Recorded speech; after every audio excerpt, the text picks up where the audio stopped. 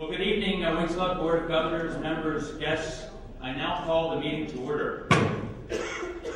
I'm pleased to welcome all of you to the 69th annual meeting of the Wings Club. We're thrilled to have here over 125 tonight by the time everyone gets here, and be back in the Yale Club Grand Ballroom again. I'd like to take this opportunity to thank the Yale Club as well as the Caribbean Media Services, who will be the videotaping group tonight for tonight's event. Thank you very much. Please join in thanking them with a round of applause. Next, I'd like to introduce two individuals who do such an amazing job of running the day-to-day operations of the club for us. Harris Herman, you know, the general manager, and Lee McDougall, club administrator. Please join me in a round of applause to say thank you, and we're going to be spending a little more time down the road here talking about Harris, as he's a short climber, so we'll talk about that in a minute. But Harris and Lee, thank you very much.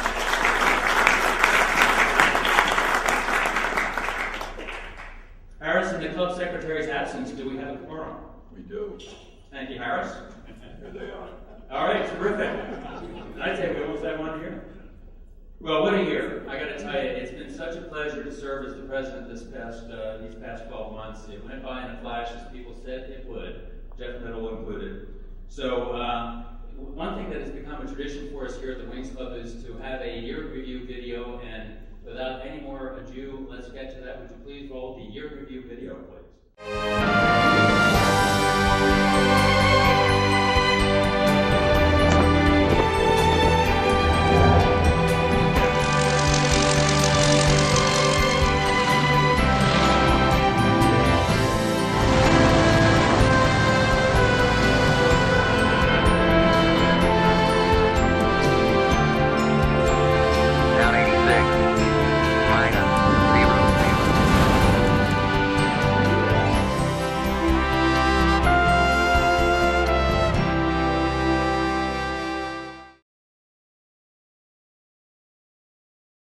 I am so proud to be able to hand the gavel to someone who is a truly terrific aviation leader. Now, at this point, I'd like to introduce Ken Gazzola, chairman of our Historical and Education Committee. Now it gives me great pleasure to introduce the recipients of the Outstanding Aviator Award, the Women Air Force Service Pilots, known to the world as the Elite WASP Group, or as their history booklet that I've been subscribing to of late calls them, the Pistol-Packin' Mamas. It all began in 1942 when there was a severe shortage of male pilots. Jacqueline Cochran, America's foremost woman pilot, convinced General Hap Arnold, Chief of the Army Air Forces, that she could bring together a corps of seasoned women pilots and train them the Army way. We thank you, and our motto in Sweetwater was, we live in the wind and the sand, and our eyes are on the stars. So thank you very much.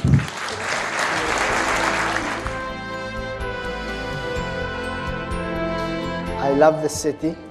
As a young banker at First National Citibank, I was working a couple of blocks from here in 399 Park Avenue in the 70s, and I used to see the building of Pan Am with the helicopters.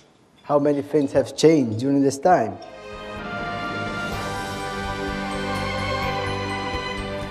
In the course of a year, 32 million people fly on Air Canada, virtually the entire population of Canada, although they're not all Canadian. This sounds like a big number, but actually, when I looked it up, it's roughly how many people tuned in to American Idol each week.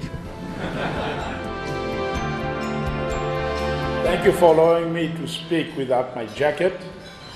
And last but most importantly, thank you for allowing me to make that speech in French. Bonjour et bon appétit. Ladies and gentlemen, I think our speaker is precisely who General Harris was thinking of when he defined the Wings Club Psych Lecture as an expression of an age-old need to review accomplishments in light of man's experience. So on 1 May, when Osama bin Laden was found and taken care of, I would just say that one of the most moving tributes to that all that went into that, was by a sister of one of the victims that had died in the Twin Towers, when she said, "I take great gratification that the last thing that Osama bin Laden did on this earth is look and say, 'The Americans have come.'"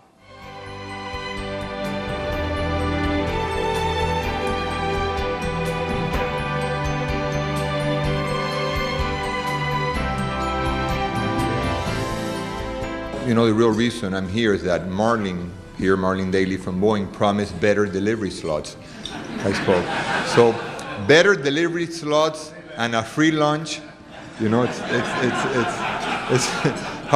hard to say no.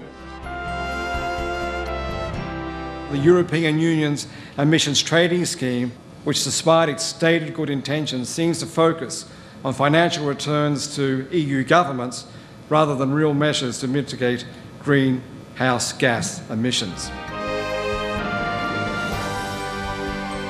One of the great things about our aviation industry is the ability to get to know some really fascinating people. And at the top of this list is certainly Norm Augustine. That was a mighty flattering introduction for an unemployed aerospace worker. During my life, it's been my very good fortune to have witnessed much of what the Wings Club celebrates. I've lived through 3/4 of the aviation age and all of the space age. Yes, it's been quite a ride, and I hope I still have some runway left. Whatever the case, I do thank each and every one of you for the great privilege of traveling in the company of people like you.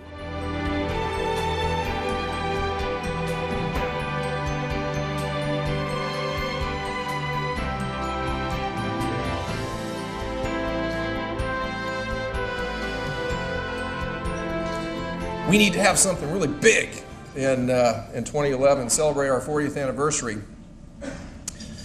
And when I give you the list of things that we did, I think they went a little over the top because it's been a big year for us.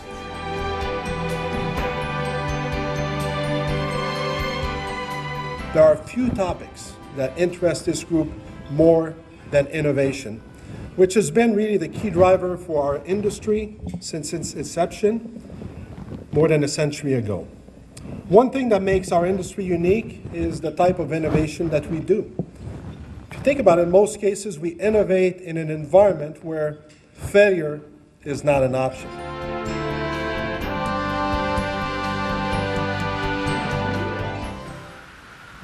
I am here today to make a case for change. The essence of progress in any society lies in new ideas, bold moves that push the envelope. It's lovely to be here. It's actually lovely to be anywhere these days in these uncertain times that we face in world aviation. Who can believe the uncertainty that has overtaken the world economy since the first time that I spoke here in 2007? And isn't it wonderful that we're all still here? We're all still gainfully employed in the aviation world despite the many vicissitudes that we've seen over that period of time.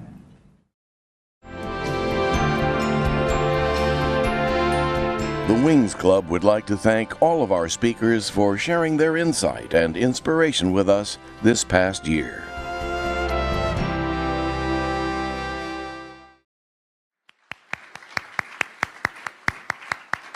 Well, I think that's wonderful. Clearly, the club is, and we are vibrant and alive. I hope you've all made each one of those, and I think there's going to be a fabulous roster of events coming up.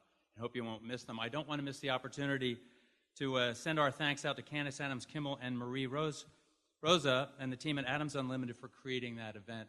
Marie and Candace, thank you so much.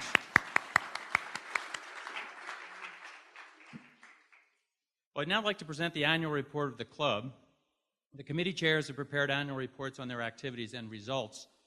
I've reviewed and approved these reports. I now present them collectively as the annual report of the club, and copies are available here tonight. Harris, please ensure that we distribute the approved report to the entire membership, the upcoming issue of the newsletter, if you would. All right, good. I think he'll have it done. Along with those reports is a letter from me to the membership summarizing the accomplishments we made during the club year. I'd like to spend a few minutes discussing the objectives we set at the start of the year and our progress on them. First, on the news of Harris Herman's planned retirement, we announced the formation of an ad hoc management succession committee to select and hire our new general manager. The committee undertook a rigorous selection process throughout the year and made its recommendation to the board in November.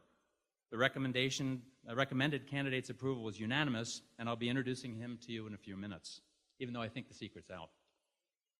Our second agenda item was to work with the board and our general counsel, Bob Kraft, to transition the Wings Club to a more tax-advantaged platform for the purpose of fostering and promoting long-term financial support for the club. To that end, we proposed, and the membership voted in favor of, merging the Wings Club, Inc. and the Wings Club Scholarship Fund into one surviving 501c3 organization at a special meeting this past February. We only have procedural steps yet to go to bring this agenda item to completion and be able to operate as the Wings Club Foundation. I'd like to make a special mention of all the hard work of our general counsel, Bob Kraft, and his many colleagues at HK Law.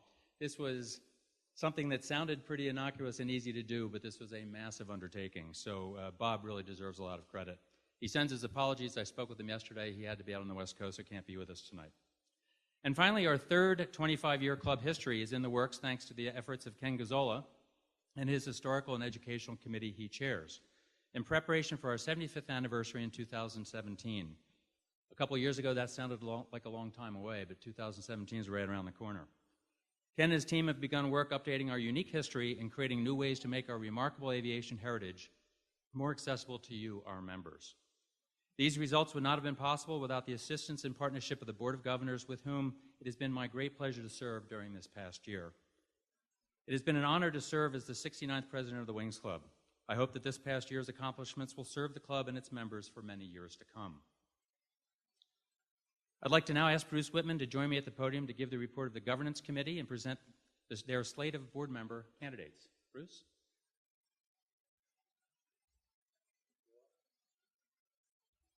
Good evening, everyone. The following members have been nominated to serve on the Board of Governors for a 3-year term beginning March 28, 2012. Ian Aiken, President, CEO, International Aero Engines. Bill Boyster, Chairman, Hawker Beechcraft Corporation. Ed Boland, President and CEO of NBAA. Ralph Heath, Executive Vice President, Lockheed Martin Corporation and President, Lockheed Martin Aeronautics. Marshall Larson, Chairman, President, and CEO, Goodrich Corporation. Steve Loringer, Chairman Emeritus, XLM, Inc. John Pfluger, President and COO, Air Lease Corporation. Bob Redding, Senior Advisor to the CEO of Flight Safety International.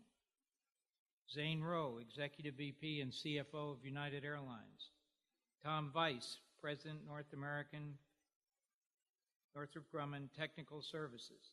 Doug Walker, Senior Vice President of RBS, Aviation Capital. Laura Wright, Senior Vice President, Finance and CFO of Southwest Airlines. Larry Flynn, President, Gulfstream Aerospace.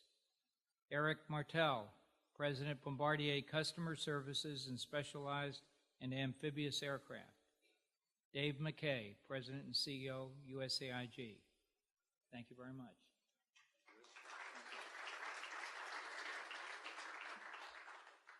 Are there any nominations from the floor? There being no nominations from the floor, I now close the nominations. Can I have a motion to elect these candidates to the board? Seconded? All in favor? All opposed? Great.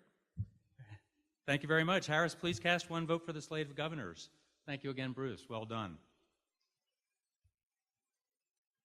We'll now move to the report on the Golden Eagles. In 1990, the Board of Governors voted to establish a new category of membership, one that would recognize and honor these longtime members who have given and continue to give their support to the club. Members of this non-dues paying group, whose combined tenure and age are equal to or greater than 120 years for men and 95 years for women, are forever known as Golden Eagles. I might say parenthetically, because you're wondering maybe about the difference in the qualifications, that women weren't permitted to join the club until 1970, a full 28 years after our founding, so the club thought it appropriate to give them the credit for those early years. So the new Golden Eagles this year are Jennifer Clay, elected in 1987, Ed Kolodny, elected in 1977, Art Hutton, and I believe Art's here with us this evening. Art, terrific. We'll call you up in a second, elected in 1971, and Thomas Jones, elected in 1982. Art, may I ask that you and our other Golden Eagles in attendance, please, the ones I didn't call, but our other Golden Eagles, please stand and be recognized.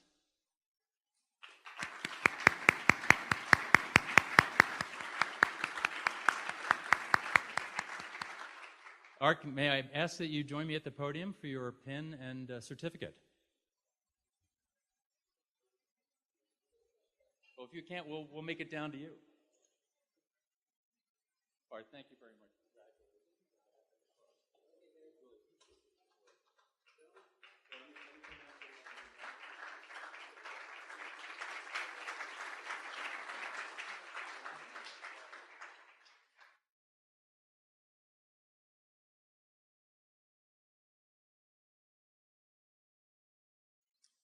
I'd now like to introduce Ken Gazzola, Chairman of the Historical and Education Committee of the Board of Governors, to present our Outstanding Aviator Award for 2012. Ken?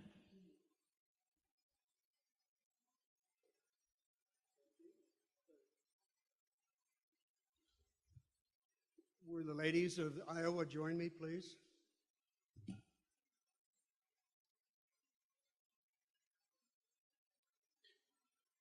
Let me just say that it's a pleasure to see this many people at our annual meeting. We've come a long way with this annual meeting. Some of us can remember when there were 20 people standing around waiting for it to end.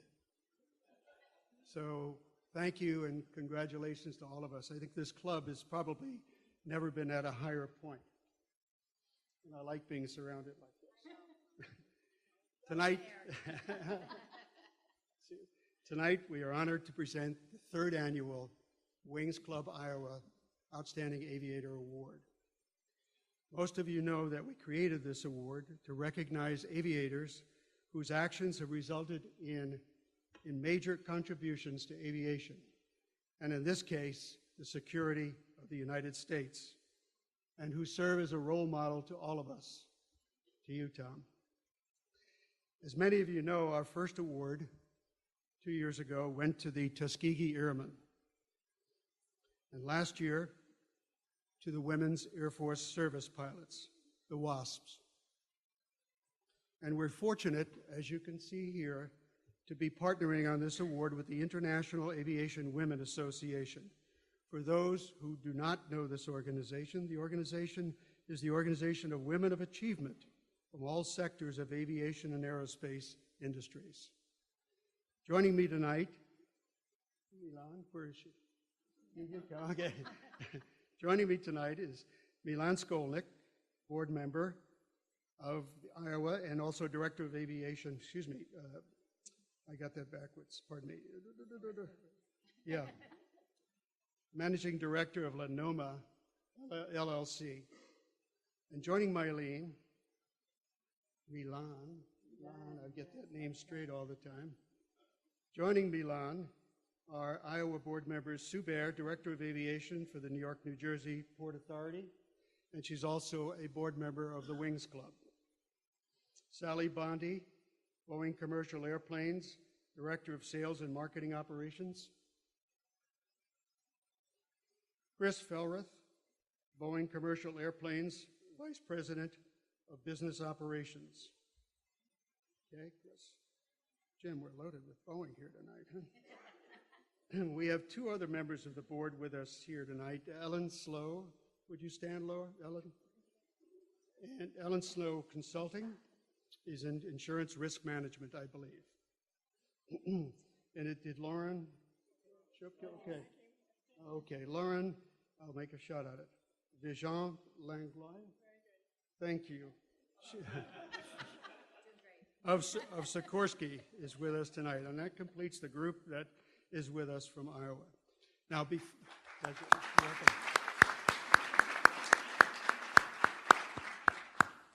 and by the way, Major Griffin said this is the first time he's going to be joined by so many women, so he's really looking forward to this award. So now, before introducing the award, we have a special guest with us tonight. Vice Admiral, U.S. Navy retired, Rich O'Hanlon. Admiral O'Hanlon was commander of the aircraft carrier Carl Vinson, and he has a great story to tell us that relates to the achievement of the Doolittle Raiders. Rich, where are you?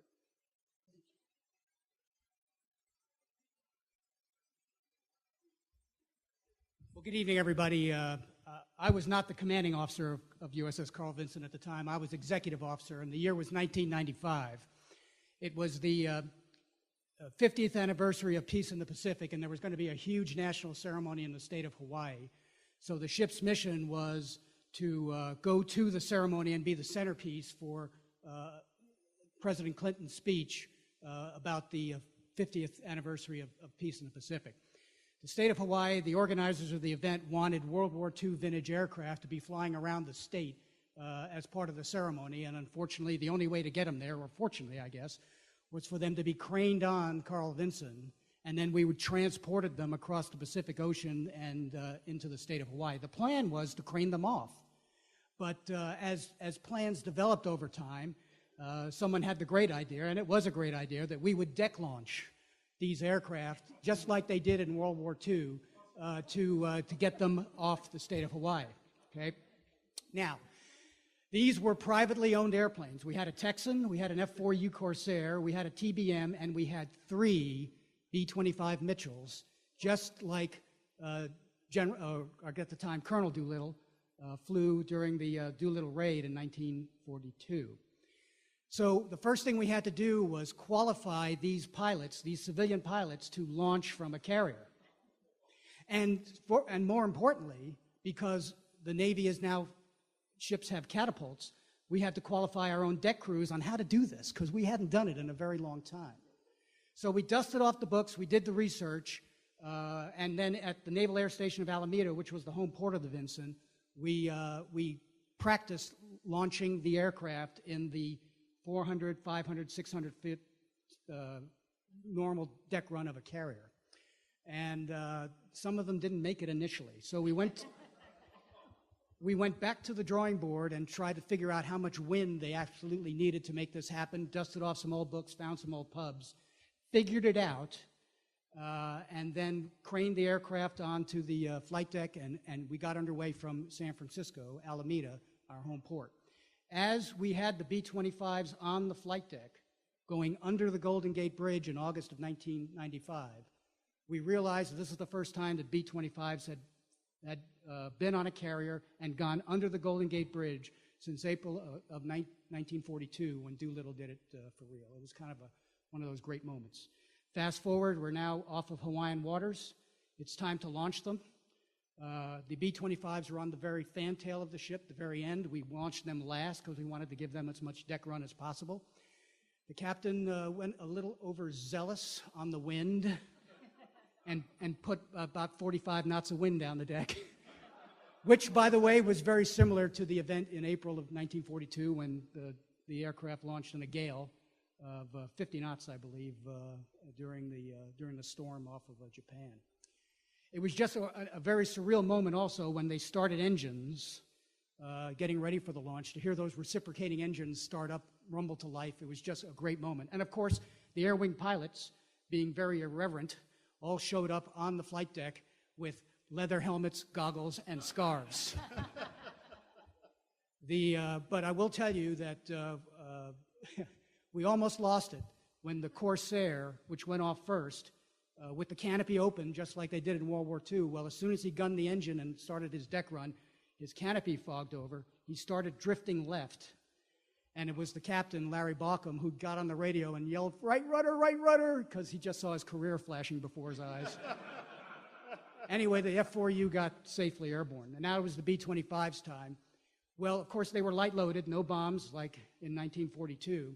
I will tell you that as soon as they eased brakes and gunned the engines, the nose wheel was off the deck in about 100 feet, to be honest with you. And the aircraft were airborne in about 400 feet. Of course, they had a lot of wind. So, and again, if you saw the General Doolittle's aircraft only had about a 400-foot deck run also on Hornet in 1942, so that was validation that you can do it. I will tell you a piece of naval trivia. These are not the largest aircraft that have operated from a carrier. We actually, as a part of an experiment, I believe it was in the 70s, landed and then launched a C-130 from a carrier. I don't have the film, but it's around somewhere, and maybe Lockheed has it, I'm not sure, but yeah, we hadn't invented UAVs yet. So thank you very much for the time, Ken, appreciate it. And,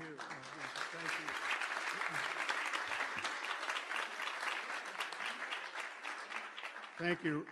Now we're proud to present the third annual Outstanding Aviator Award this year to the Doolittle Raiders. I checked the dictionary yesterday under the word bravery and found this very fitting description: to face or endure with courage. I believe we all agree that this is an understatement when describing the skill, courage, and endurance of these outstanding aviators. They're truly role models for all of us. Just taking off a pitching carrier deck in a 30-knot headwind, combined with a 20-knot speed of the Hornet in less than 500 feet, would make anyone's blood boil. Not these aviators. Please watch this video and see for yourself their great achievement.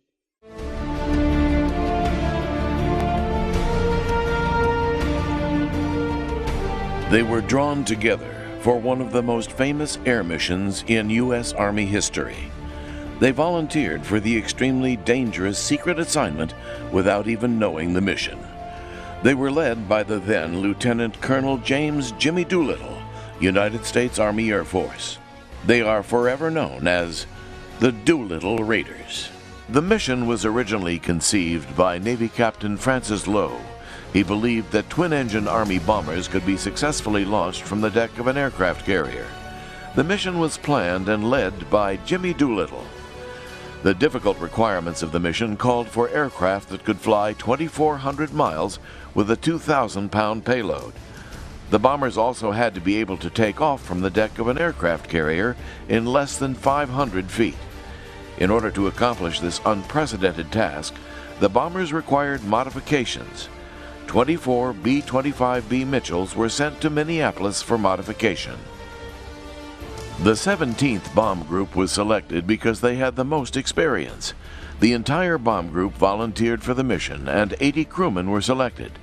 They were sent for extensive special training, which included light and heavy load carrier takeoffs, low-level flying, night flying, and over-water navigation. The pilots did exceedingly well in learning these techniques. After the training was completed, the B-25s were flown across the country to San Francisco. Although the crews were instructed not to fly under the Golden Gate Bridge, one of the pilots did it anyway. Upon arrival, the bombers were loaded immediately onto the USS Hornet and set to sea. On April 18, 1942, the USS Hornet was in high seas, and the waves were breaking over the deck of the aircraft carrier when the order was given to launch. Doolittle's B-25 was the first to take off. The other crews followed, with Lieutenant Thomas Griffin's B-25 in 9th position on the deck and ready to go. Each of the heavily loaded bombers successfully made the takeoff off the deck of the Hornet. The B-25s flew west in groups of 2 to 4 aircraft, and then in single file at wave-top level. This is the only time that U.S. Army Air Force bombers were launched from a U.S. Navy aircraft carrier for a combat mission. For his valor and leadership above the call of duty, Lieutenant Colonel Jimmy Doolittle earned the Congressional Medal of Honor for his role in this mission. Tonight, we pay tribute to the Doolittle Raiders. These brave men will be forever remembered as some of the greatest aviators of all time.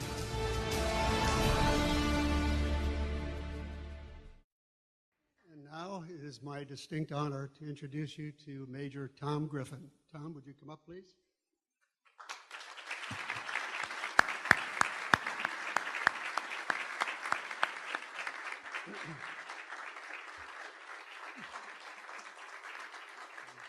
We benefited from your sacrifice and your achievement. We proud to present you with the Aviation Week Wings Club Iowa Outstanding Aviator Award. Oh, my. I'll try to say something pertinent about Jimmy Doolittle and his Raiders and how he started us off in the Air Force in World War II. What a great leader we just happened to have to lead us Air Force people in those very questionable maneuvers that we made early in the war. We had to learn an awful lot as we went along, and we had the wonderful good luck of having what we considered the greatest aviator of his time, Jimmy Doolittle, to inspire us and to teach us how to handle these aircraft.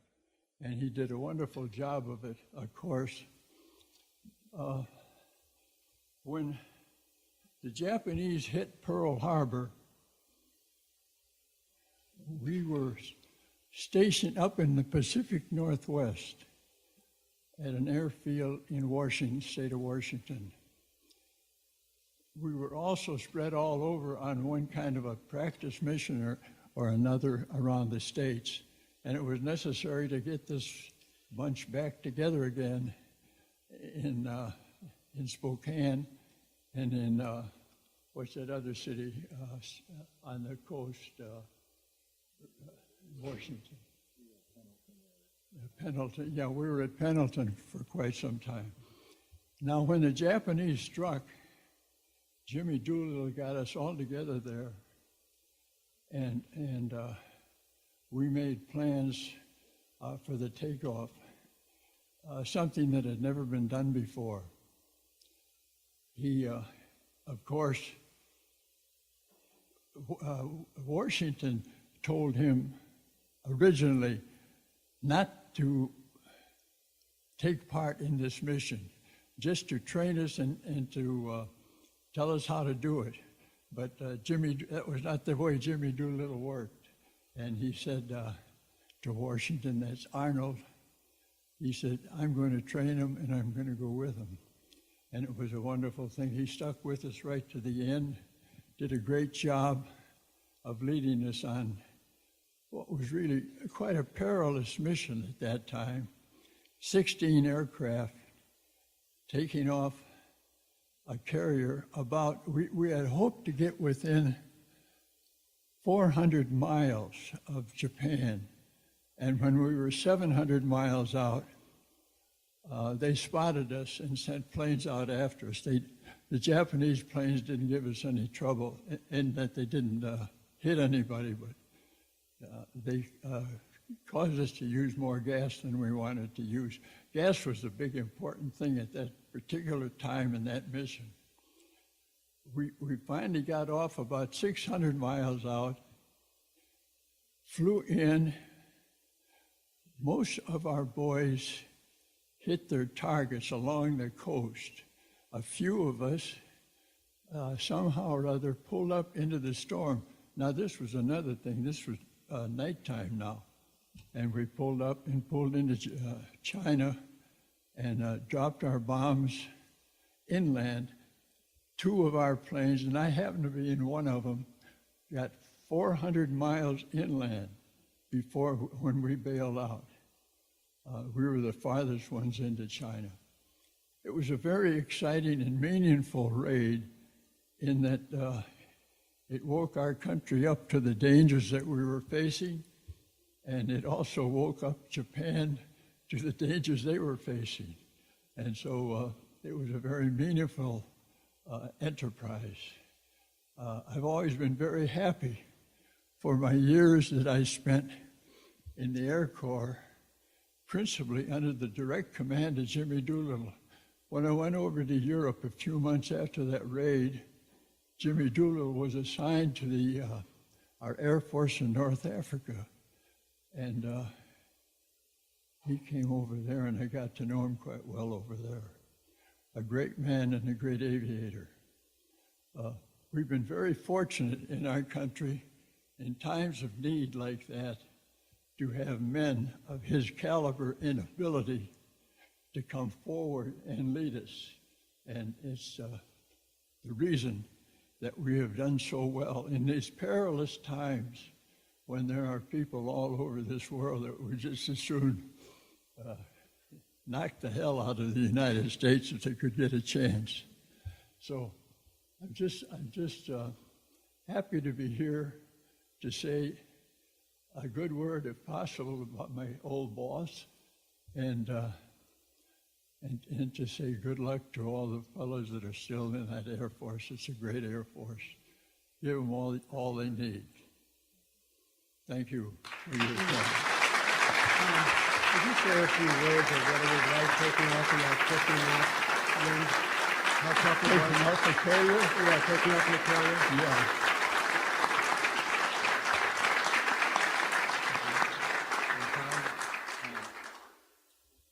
One other thing, before Tom tells you about taking off from that carrier, Tom and Davy Jones were sent to Washington, D.C. They never trained in Florida for the takeoffs in 450 feet. Tom and Davy Jones are the ones that actually picked out the targets from Air Force intelligence. And it was thanks to Tom that everybody had their primary and secondary targets on their runs. You know, they brought back the information on the possible exact location of potential targets. And as we went across the Pacific, we had meetings every day, and every bomber was assigned a specific number 1 target and a number 2 target if he couldn't get to his first one. In most cases, when the word actually came off, most of our boys were able to hit their number 1 targets. It was a very successful raid for that reason. And one.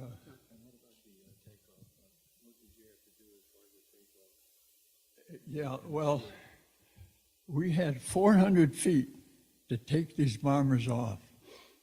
And of course, they were fully loaded with a ton of bombs and as much gas as they could carry. That we knew we had to have a certain amount of gas. All other things that weighed anything were just cast overboard. We didn't use them. And the result was our planes got off the carrier deck in good shape, headed in, and all of our planes reached the Chinese coast on the way after bombing Japan. And some of our boys ditched along the coast, and the rest of us, it was nighttime now, pulled up into the storm, flew into China until we ran out of engine, and we all bailed out. And we filled the sky around China that night. It was quite an exciting mission, and it had a lot of potential because it gave us a good start, a good fighting start for the war. And we carried on from there and let our enemies know that they'd taken on more than they could handle. So that's about, yeah. Well, after that, I hate to bring it back to a business meeting, but any old business tonight? Any new business? If not, we'll move on to the announcement of our selection for this year's Distinguished Achievement Award honoree. Each year at our annual awards gala, held at the Waldorf Astoria, we honor a member of the industry with a Distinguished Achievement Award. The award honors an individual who exhibits outstanding accomplishments in the field of aviation and astronautics. I'm pleased to announce that this year's selection of General John Daly, United States Marine Corps, retired, Director of the National Aerospace Museum, and this year's honoree. He is very distinguished and deserving of this award, and we look forward to honoring him on October 26th. And there's General Daly. Harris has informed me that we've got 800 seats already reserved for the dinner, if you can imagine that, so for the gala. So don't delay in reserving your tables for what is sure to be another sellout. So moving on to something I hinted at earlier, and one of our strategic objectives for the year is to talk a little bit about Harris Herman. As most of you know, Harris Herman, the club's general manager, will be retiring Harris has made a significant contribution to the club in several capacities, and I want to thank him for his 20 years of service, 10 on the board, and the last 10 as our general manager. Harris, please stand and accept our thanks. So as one retires from a long career, we introduce another. It is my great pleasure to now introduce Tom Fitzsimmons as our new general manager, effective April 1st. Tom joined the club's team on February 1st to begin a 2-month transition with Harris. He's been a Wings Club member since 2004 and a board member since 2006. Ladies and gentlemen, we are in great hands with Tom as our general manager, and we have every confidence in his success. Tom, would you please come forward and allow us to toast you? So now that I know it's Tom, I would stay for another year. So the 2011-2012 membership directory is in its final editing. It will be printed and mailed to each member shortly. That pretty much concludes this program. We're going to have another meeting directly following this, so I'd like to invite everyone to remain for the annual meeting of the board, which is to follow immediately, and refreshments will be served following that meeting. So with that, I adjourn the 69th annual meeting of the Wings Club, and to say thank you all for your attendance. Thank you very much.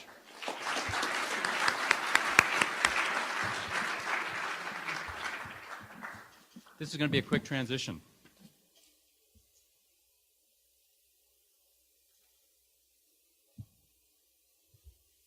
So may I call the annual meeting of the board of the Wings Club to order. Harris, do we have a quorum for the board meeting? Fabulous, 2 for 2. That's not bad. Since we do, I'd like to like a motion to approve the minutes of the January 19th, 2012 board meeting that you were previously sent. May I have a motion and a second? All in favor? Opposed? The minutes are approved. Thank you very much. There's one piece of unfinished business from the club year that ends tonight. You've previously received a copy of this policy, which we need to consider each year. I'd like Todd Coleman to make a motion. All investment income to be set aside to be available for donations to charities, and specifically that all investment income for the fiscal year ending March 31, 2012 be set aside to be available for donation to charities. Todd? Thank you very much. Do I have a second? Any discussion? All in favor? Opposed? The motion is adopted. Thank you very much. I'll now ask Bruce Whitman, Chairman of the Governance Committee, to present the proposed club officer slate for the 2012-2013 club year. Bruce? We've been to this dance before.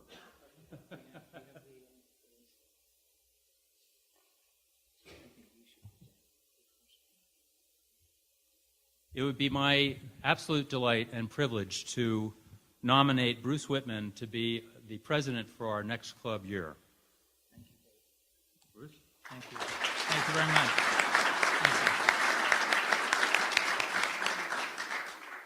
Well, it's my pleasure and honor to nominate the other officers. So the first would be the Vice President and President-elect, Kevin McAllister, the Vice President, Barry Eccleston, Secretary John Pfluger, Treasurer John Pfluger, Counsel Bob Kraft.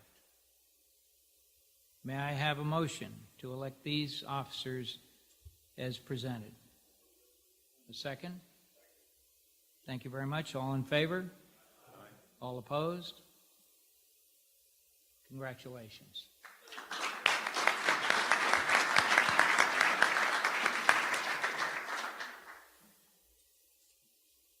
Okay, so I'm going to hand the meeting over to you, but I'm going to say a few words first. Okay, well then I'm going to sit down. No, well, I think you're going to be right up. Ladies and gentlemen, it's interesting to be the immediate past president. I wanted to thank everybody here for allowing me this privilege to serve the Wings Club and serve you. It's been an amazing year. It's one that I'll remember always, and A, for the honor, but B, for the people that I've been introduced to and had the privilege to work with. There's not a better group of people, not only in our business, but I think anywhere, than people that are affiliated with the Wings Club. So thank you very much for this deep honor and privilege.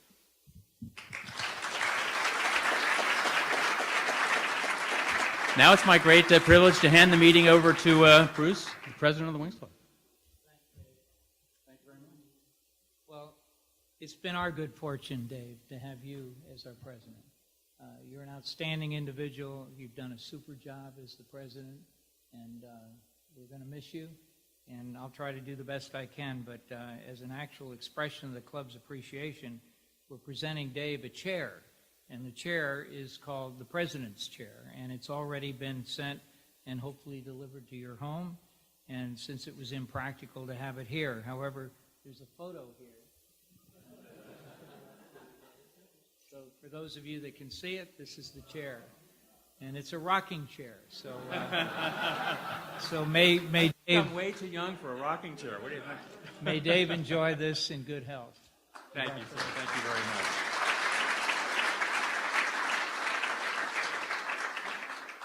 And then also, it's my pleasure to present him with this plaque, which says, "Presented to David McKay in grateful appreciation for your dedicated service as president, 2011-2012, the Wings Club, New York City, March 28, 2012. Congratulations. Thank you very much. Thank you very much. Okay, since we're exchanging things, it's my great privilege and honor to hand the gavel over to my great friend, Bruce. Bruce clearly needs no introduction. Everybody in the business knows Bruce Whitman. He's been such a guiding light in my career and in my time as president of the Wings Club. There's not a better person to serve as your next president, and I'm really looking forward to being as part of your board and working on your initiatives. Well, it's going to be a great year. Thank you very much. Thank you.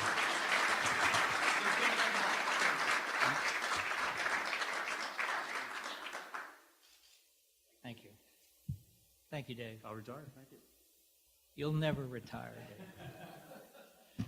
Well, I'd like to talk a little bit about our plans. The strategic objectives that I have in mind are really to give the members of this club more value for their dues. And so we've embarked upon a plan to augment the clubs that are reciprocal to the Wings Club, of which we have several now, but the staff, of course, is going to be expanding this. The ones we have now that are current are the Yale Club, the Surf Club, the Governor's Club, the Aero Club of France, and there are others I'm sure that we can use, but we need to really take a look at the list and bring it up to date. The other ideas are to get restaurants to give us discounts. And through our good membership, we've already solicited 3, and they've agreed. And Frank Hayes, who is probably the best recruiter in the club, has also helped us with the 21 Club. So from now on, the 21 Club will give us 15% off on drinks and food, as will the Milashim Restaurant, which is located in the Carlton Hotel on Madison Avenue and 29th, and that's due to another member, Chris Condi. And the third, courtesy of Jim Jacobs, is De Grezia, which is located at 231 East 50th Street, and also a very good restaurant. So this is an attempt to try to do more to not only reward the members, but incentivize those that are not members to become members. Another initiative that we're going to embark on is a new format which will engage with a few of our speakers, the first being Fred Curato on April 19th. And at that particular time, Tony Bellucci, who is the senior editor of Aviation Week, will moderate a conversation with Fred. And we think that that may be a more intimate way to have people present to us and answer questions. And we're going to see how that works. And if it works as well as we hope it will and believe it will, we're going to follow it with other presenters. Then one that you saw when I was able to fill in for Dave is we're going to adopt the one clap rule. Now, for those of you that aren't familiar with it, instead of a lot of applause, when we introduce guests, members, and other VIPs, there'll be one clap. It'll go like this, and that'll be it. Now, that's a time saver, and I think it's another initiative that we'll try. During my term, there will be no executive committee meetings. There will only be board meetings. And that means that when we have a meeting, all members of the board will be expected, those that can, to attend. And of course, we're going to continue to do everything we can to commemorate the 70th anniversary of this club. And I just want to say, when Tom came tonight, this is a real American hero. And we're so pleased, Tom, that you were able to be with us. There are only 5 living Doolittle Raiders, another one of whom's been in my home, Bobby Height. And that was a great pleasure and privilege for me. But to have Tom Griffin here is just, as someone said, a special treat. But to all of us, we should never remember this. So, Tom, I'd like to again ask for people to stand and recognize you for all you've done for this great country. Now, I'd like to now announce and request board approval of committee chairs for 2012 through 2013. Jeff Niddle Awards, Dave Barger and Dave McKay Development, Greg Thomas, who's not here, the European Chapter, Bruce Whitman Executive, Todd Coleman Finance, Kevin McAllister Governance, Ken Gazzola Historic and Education. And this, I'd just like to pay tribute to Ken. This was really Ken's idea to start this award. And Ken, for the last 3 years, you've just done an outstanding job. And that's really why we have so many people here tonight. I think all of us, we just really like what you're doing, and I just want to pay tribute to you for that. So thank you very much. Kevin McAllister will handle House. Doug Walker and Gary Spulak will do membership. And Martin Daly, another person that's done just an outstanding job, Martin, in getting the speakers that you've not only had, but that we will have. So thank you very much for that.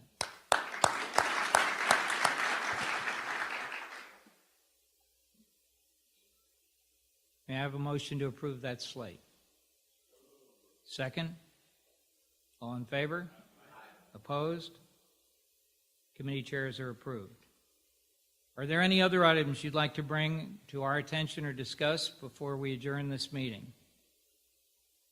Having none, tomorrow's luncheon speaker at the Yale Club will be Bjorn Kios, CEO of Norwegian Air Shuttle. Our next annual meeting will be held on Wednesday, March 27th. And before I invite everyone to stay, I'd just like to thank Dave McKay again for the great job that he's done. And Dave, it's been a real pleasure to serve with you, and we'll look forward to seeing you at every lunch and as many meetings as you can attend. Thank you.